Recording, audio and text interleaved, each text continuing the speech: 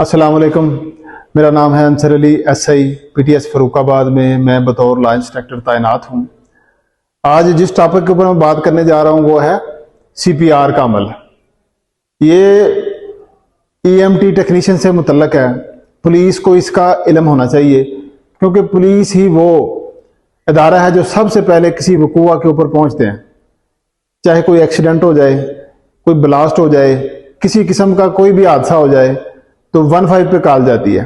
Police सबसे पहले respond करती है। तो पुलिस को इन चीज़ों का इल्म होना चाहिए कि फर्स्ट एड मरीजों को कैसे देनी है ताकि किसी की जान बचाई जा सकती है। तो इसी तरह जो सीपीआर का अमल है ये भी किसी की जान बचाने के लिए होता है। अगर कोई मरीज ऐसा है कि जो सांस नहीं ले पा रहा, जिसका दिल की धड़कन बंद हो गई है, उसको बहाल करने का जो अमल है उसको हम सीपीआर कहते हैं, कार्डियो पल्मोनरी रिसेसिटेशन। तो इसमें यह होता है कि हम मरीज को सबसे पहले चेक करते हैं कि वो किस हालत में पड़ा हुआ है। अगर तो वहां पे जाएंगे मौका के ऊपर कोई आग लगी हुई है तो मरीज को पहले उससे दूर करेंगे। अगर कोई ब्लास्ट हुआ है तो बिल्डिंग से बाहर निकालेंगे, हो सकता है बिल्डिंग गिर ना जाए। तो इसके अलावा अगर कोई जल्जिला आया है तो बिल्डिंग गिरने का खदशा है, फिर भी हम उसको बाहर खुली हवा में लेके आएंगे। अगर कोई धुआं वगैरह लगा हुआ है, आग लगी है, धुआं बहुत ज्यादा उधर है, गैसें हैं, सांस को मसला बन रहा है, तो मरीज को सबसे पहले खुली हवा में लेके आना है। ये तो पहला काम हो गया करने वाला। उसके बाद हम चेक करेंगे कि मरीज का रिस्पॉन्स क्या है।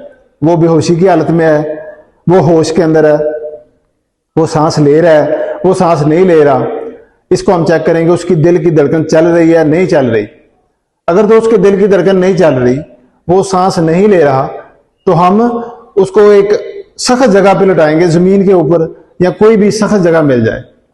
लिटाने के बाद हम उसका मुंह चेक करेंगे, उसके अंदर कोई मट्टी वगैरह कोई पत्थर फंसा तो नहीं हुआ। उसका नाक चेक करेंगे, उसका एयरवे सारा क्लियर है। अगर कोई उसके अंदर घास फूस हो, कोई मट्टी हो, कोई डस्ट वगैरह हो, तो हम उसको साफ करेंगे। पहले उसके सांस के रूट को साफ करेंगे। उसके बाद उसको हम थोड़ा सा उसकी चिन को ऊपर करेंगे, बिल्कुल स्ट्रेट सीधा लेटा होगा, चिन को थोड़ी ऊपर कर लेंगे ताकि उसका जो एयर है वो बिल्कुल क्लियर हो जाए, उसको सांस लेने में कोई प्रॉब्लम ना रहे। तो उसके बाद हम उसकी एक हाथ से उसका नाक पकड़ेंगे, नाक को बंद करेंगे।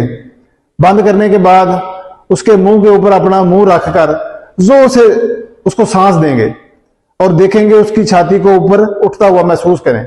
एक नजर से छाती की तरफ देखें कि छाती ऊपर उठ रही है। इसी तरह फिर दोबारा उसको सांस दें, थोड़ा वक्फा देकर। जाहिर है जो सांस जाएगी अंदर वो बाहर भी आएगी। तो फिर दोबारा उसको सांस दें। 2 दफा आपने सांस दे दिया उसको।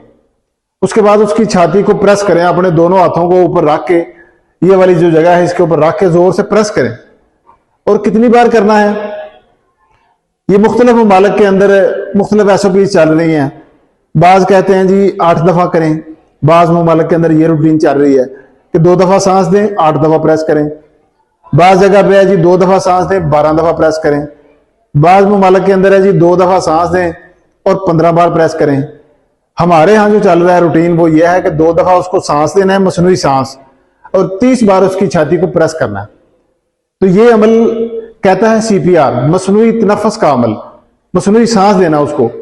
तो ये हम तब तक जारी रखेंगे जब तक कि उसका सांस बहाल ना हो जाए, उसका दिल की धड़कन चालू ना हो जाए। तो तब तक ये हम काम सर अंजाम देते रहेंगे। अच्छा, ये तो हो गया एक जवान बंदे को सीपीआर देने का तरीका। ये हर बंदे को इसका पता होना चाहिए। इमरजेंसी के वक्त आप घर में हैं तो बच्चों को मसला बन जाता है, बड़े को मसला बन जाता है, किसी को करंट लग जाता है, कोई मसला बन जाता है, सांस बंद हो जाता है, दिल की धड़कन बंद हो जाती है, तो ये कोई बंदा भी कर सकता है इसी तरीके से। इसके अलावा बच्चों के अंदर मैं बताऊं कि बच्चों को सांस किस तरह देना है। बड़े के लिए तो हम उसका नाक बंद करेंगे, लेकिन बच्चे के लिए उसका नाक नहीं बंद करेंगे। उसके नाक और मुंह के ऊपर बैक वक्त दोनों को ऊपर अपना मुंह रख के हम सांस देंगे उसको, क्योंकि उनका नाक और मुंह बिल्कुल करीब करीब होता है और उसके फेफड़ों के अंदर इतनी गुंजाइश भी नहीं होती। ज्यादा जोर से उसको सांस नहीं देना, लेकिन उसमें वक्फा काम होना चाहिए। सांसों के दरमियान वक्फा काम होना चाहिए, लेकिन ज्यादा जोर नहीं लगाना क्योंकि उसके फेफड़ों में इतनी कैपेसिटी नहीं होती। तो सांस बच्चों को इसी तरह देना है। छाती दबाने के लिए यह है कि दोनों हाथों का इस्तेमाल नहीं करना, बहुत ज्यादा जोर से छाती नहीं दबानी। एक हाथ से आपने उसकी छाती को प्रेस करना है, एक हाथ से, छोटे बच्चे की सूरत में 2 दफा सांस देना है, इसी तरह वो उसको प्रेस करना है आपने।